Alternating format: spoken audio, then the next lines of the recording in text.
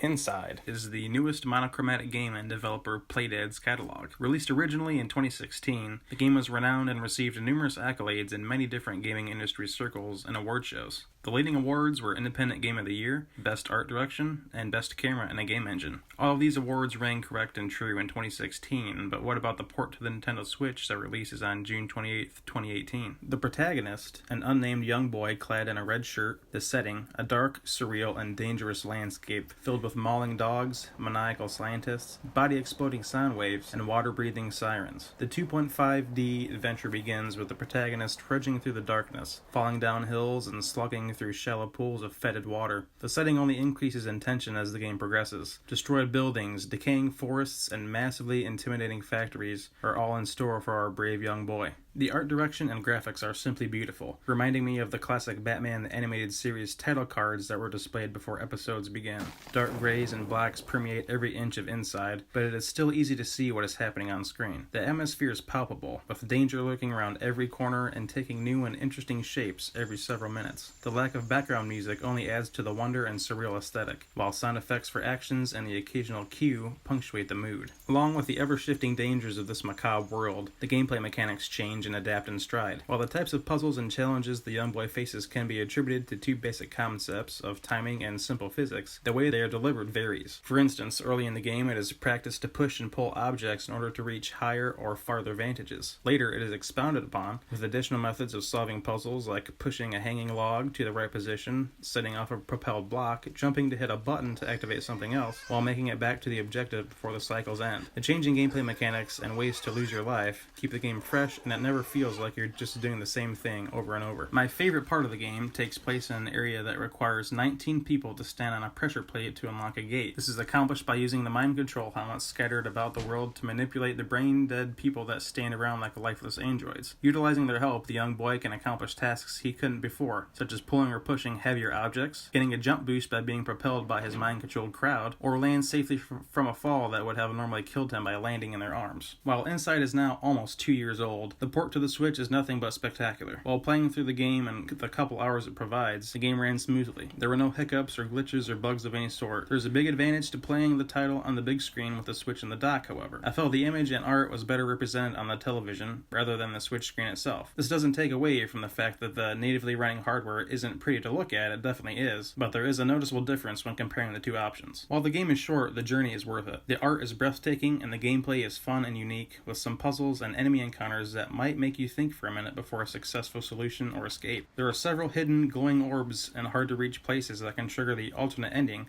if all are found in a single playthrough. This is a welcome addition, but the replay value is pretty low for Inside. Once the adventure has been experienced, you'll be thinking about it constantly, which is enough to warrant a purchase, especially if you have never experienced Playdead's fantastic title before.